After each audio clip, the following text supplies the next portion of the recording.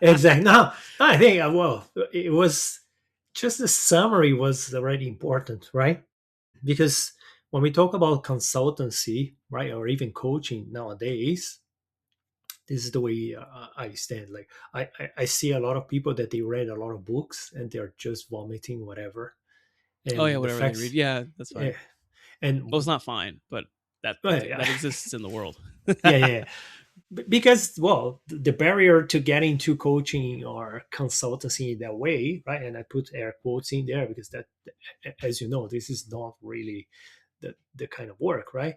But the fact that you failed, you had your own ideas, you tested them, like you had your startups and you failed, there is a lot of stigma with the word or failure. Like I kind So of it's love a it. feedback loop. Yeah, it's a feedback loop. Exactly, exactly, and it's like fail fast, right? For you to learn, and then you Hmm. figure out what doesn't work, right? And the failure is important for you to for the growth, right? And even the fact that, correct me if I'm wrong, but in one of the failures you and then in the research that you did, you realize that going to more of the marketing because of people want more leads, they want more sales, right? That's actually by failing you kind of stumbled on that, and then you made the shift, right? Yeah, And and it was all talking to the market when I was building this or working to build the software company. I was in fintech, trying to build in fintech.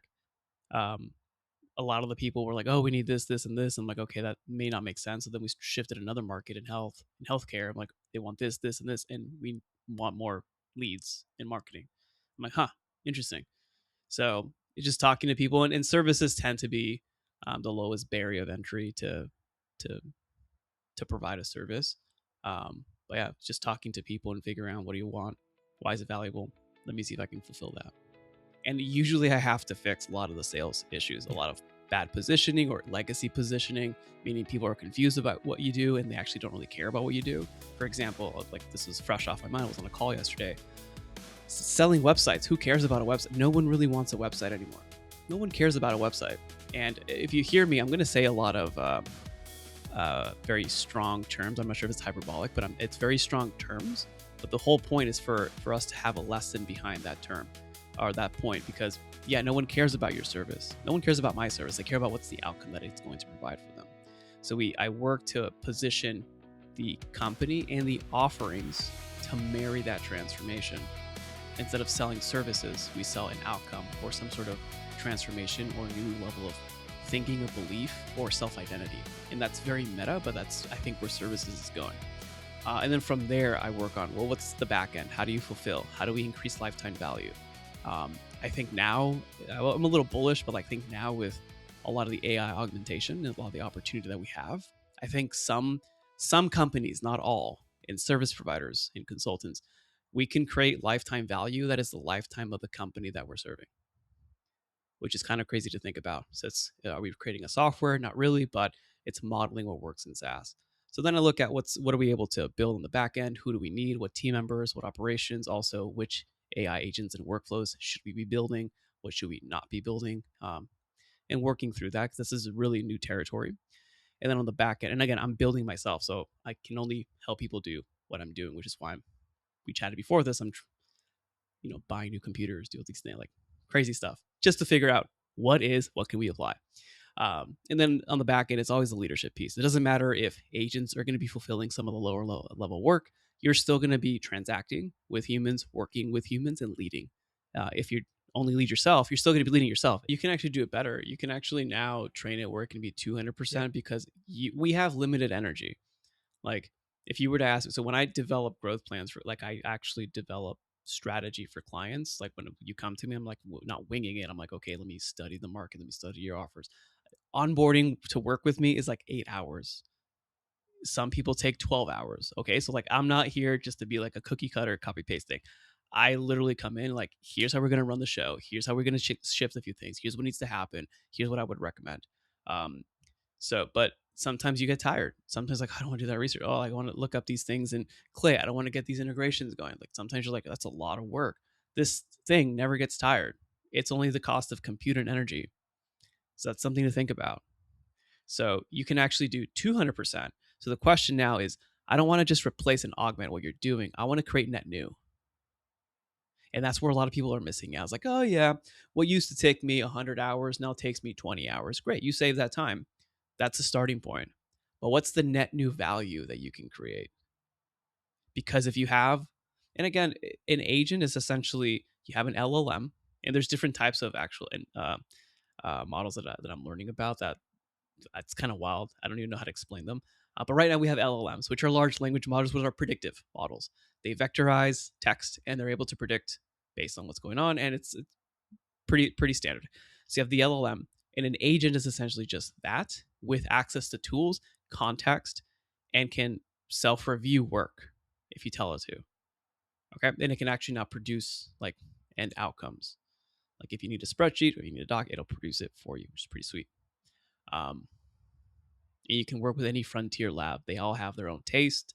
They all have their own different pieces. So you just pick your frontier lab, OpenAI, Anthropic, and start testing. But what I care about is okay, you save time. What's the net new? What's something you couldn't do before that now you can do? Even if it's as simple as looking at you have 80, if you have 80 extra hours, if it took you 100 hours, now it's taking you 20 hours. What are you going to do with those 80 hours? So it's not about, oh, we got to get rid of our workforce. It's like, okay, guys, like team, we have new capabilities that we didn't have before. What else can we do? And my shift in the things that I'm focusing on with myself and with clients is how do I help people? And I'm thinking as myself and as a client. So if you're listening or watching this, how do I help people get closer to done finished? Whatever they hired you to do, how do you help them get to complete state? And this is where creativity is born. This is where there's net new opportunity. And if you capitalize on that right now, I think the window is this is this is not like a super short window, but this is a window in time of net new value creation that we should be thinking about. We ought to be thinking about. A lot of people aren't there because they're not realizing that there's a huge tsunami coming for people who just sell hours or services or scope. There's 5 layers. The top 2 layers, the first one, 4 is transformation. So what is selling on transformation? It's not just selling on outcomes, it's selling an identity shift. And I know this might feel a little esoteric, but you have to, because you have to mirror this with layer 5. You have to believe in the market and the product that your client is in. And your emotion and excitement for that creates some sort of capture in the client where you see who they can be and what their business can be. And it creates this aura of working with you. You'll do the scope. We're in a post scope era. The scope that you do is like, whatever, we'll take care of that. We'll do the strategy. We'll do these things. We'll do whatever it takes. We're going to hit this goal. We're going to hit this goal. And the example I gave in the article, which is astounding because I think about this a lot, if you hadn't thought by now. In fitness, you can get a world-class nutritional program or a workout program. I've actually built some for myself. Amazing. Using any LLM right now. You can use ChatGPT, you can use Anthropic, whichever one you want, Kimi, Claude, whatever. With YouTube and MyFitnessPal, you are set. You can have the best physical exercise programs and nutritional diet plans to a T. You don't have to pay anyone for that. But what's happening in the market right now? Personal fitness, like personal training, like the coaching, like the $500 a month that do the same thing for you, are growing by like 14 or 15%, which is pretty high. Like average growth is like 6 to 8%. So this is double the average.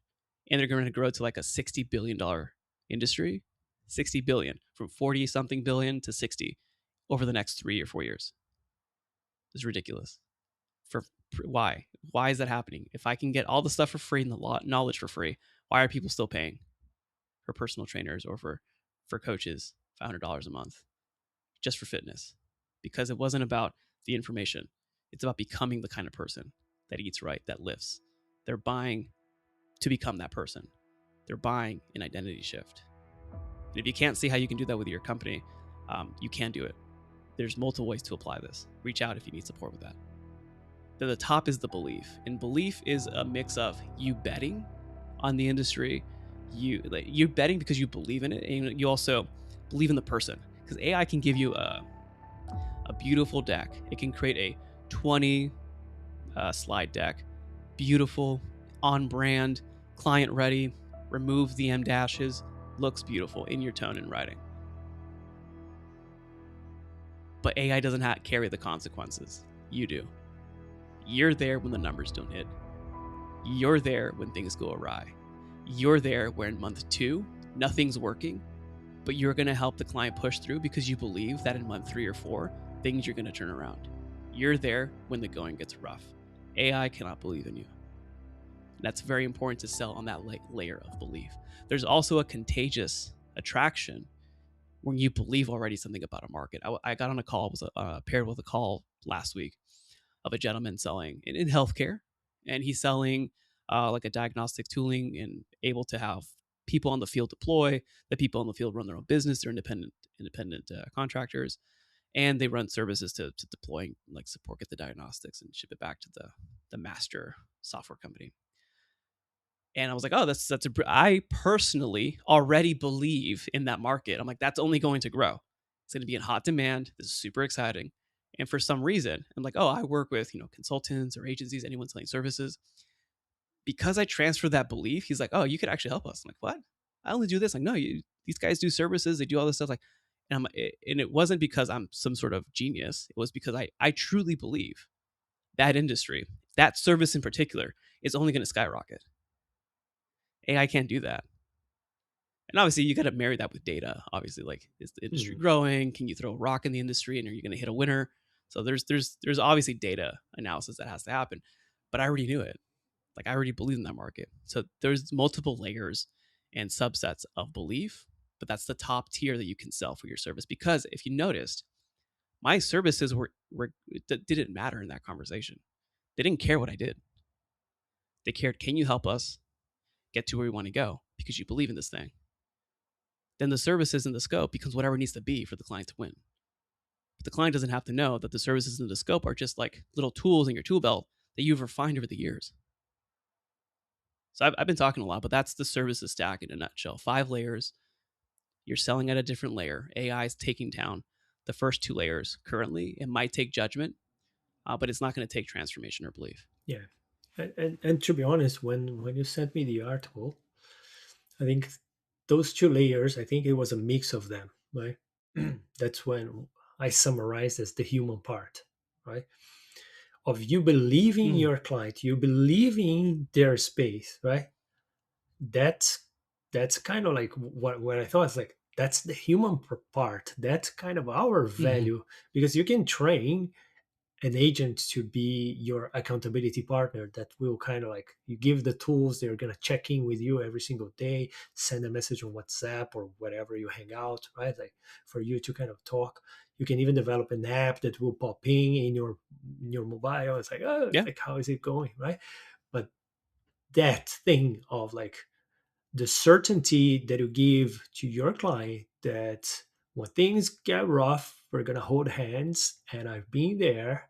I know we can pass through this one. You still don't, and literally, this is why you're paying for my expertise, because I've been there, and then we're gonna push through.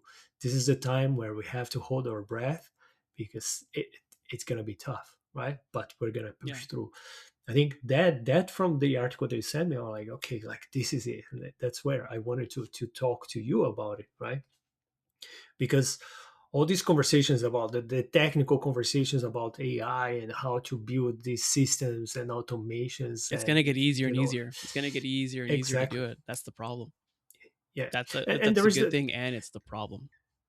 yeah, exactly. Because one of the things, like, why a lot of agencies will lose a lot of service providers, that they're like low level, right? Or even like the strategies that you kind of talked about, like AI gave raised the bar to the Mhm. bare minimum of one service is way higher right now, because for free you can get that quality of strategy, of that quality of a website. As you said, like, nobody cares about a website. Yeah, Well, you can yes build a and website. no. If it's got to be trained Yeah, on the right stuff, but you are right. It is pushing the bar what people are expecting.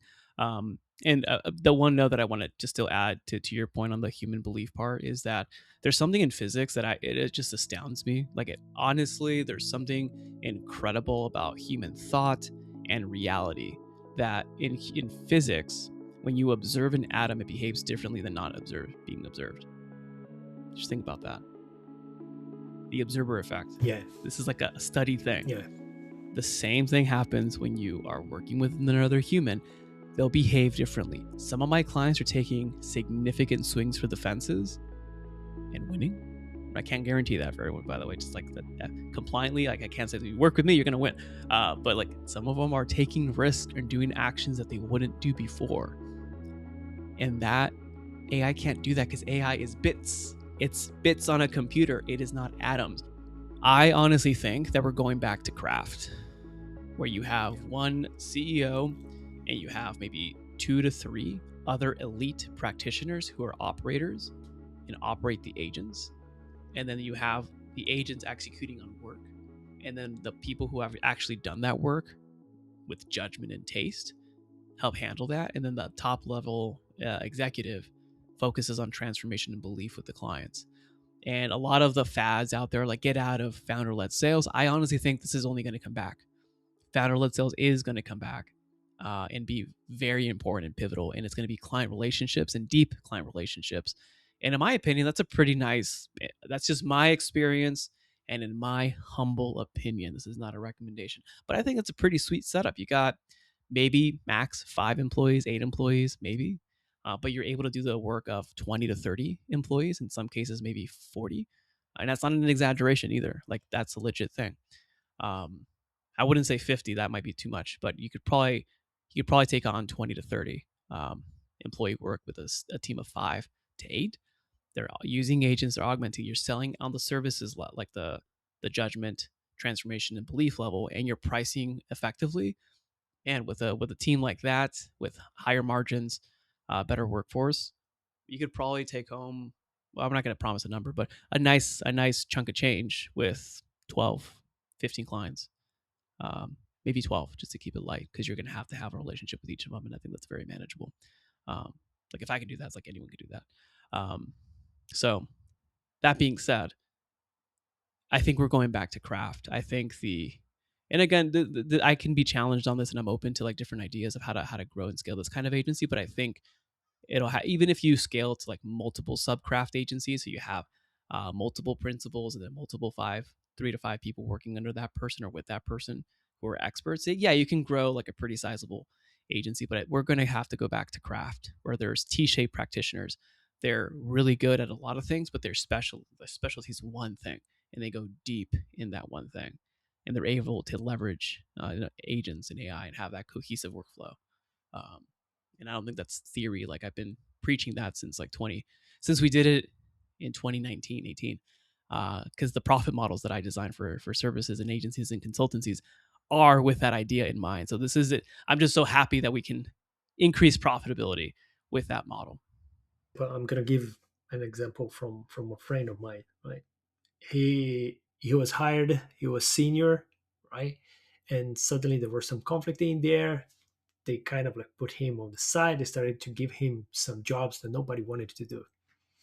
So he went on his own. He paid for Claude. He paid for ChatGPT. And then the last time I talked to him, I'm like, "How is it going?" He's like, "Yeah, man, I'm working really well. I have 2 interns. One is called Claude, the other one's called ChatGPT, and I'm freaking nailing it. And they cannot complain because right now I'm doing way more." Right? And then like the whole thing is like, it was great that they put me on the side because it made me kind of like move further, right? Yeah. And it's kind of like a mindset of like, why wouldn't you pay, right? I have this some conversations like that. Like some people they say like, I won't pay for my team for these tools, right? And in some ways I understand, especially if they're contractors, not full employees. I'm like, if you're a contractor, it means you have your own company and actually you're not an employee, You got to you're a pay for it. business Yeah. owner. Yeah. You should do that, right? It's like, it's not, don't wait for the owner to tell you that you have to do that. You should have a decent computer because you're making money out of this, right? So it all comes down to this mindset that it's almost like an entrepreneurial kind of mindset, because even if you're Yeah. An still owner. an Think as an employee, owner. exactly, think Think as as an an owner. owner, because this is literally what my mom taught us. I remember like I was like in, I don't know, 12, 13, early teens, and I had to work with them. And she said, you should always, when you work for someone, you should think as the owner. And when I went on my own, when I was 18, this is literally what I did, which ties up with the beginning what you said. Like, we have to over deliver. It's not because we are doing the work faster because we're using this. Why don't we over deliver? Because now you have more time, You can right? you I can mean, like it's almost too easy to over yeah, deliver. exactly. Like it's like it begs the questions like why wouldn't you do that? Yeah, it's almost an ethical question. They're like, I can see an opportunity in here, but they paid me only to do that. It's like, why wouldn't you Yeah, do scope that? doesn't matter anymore. I mean, I know this might Exactly. be pissing people off, but like we're in a post scope era. Whatever you scoped out is just like bare minimum. Yeah, it's a bit of a legal paper just so you don't get in trouble. But if you over deliver, that will never happen. Find more ways to add value, and then from there, it's like, okay, cool. You're unhappy with how you're getting paid. Well, then change the structure. I just shared 4 legitimate ways. Most of them, I mean, I've done quadrant 1, quadrant 2. I've done some performance, but I haven't done the volume play because I don't do the SaaS. But that's the play that we can do there. I'm doing the IP play and done the value capture play. Um, so, well, maybe I've done the volume play, but that was more like a hybrid, but not to the true extent of what's capable now. But those are 4 legit real life pricing models that you can implement too. So it's like, if you're not happy with over delivering, like, oh, I don't want to get not compensated for not my work. First, you have to change the mindset. Second, it's like, well, here's 4 options for you. Like that. I really like that. Please share. Raul, thank you so much for your time. I really appreciate it. And I'm pretty sure we're going to be having other conversations pretty soon. I love it. We'll go from here, man. Thank you.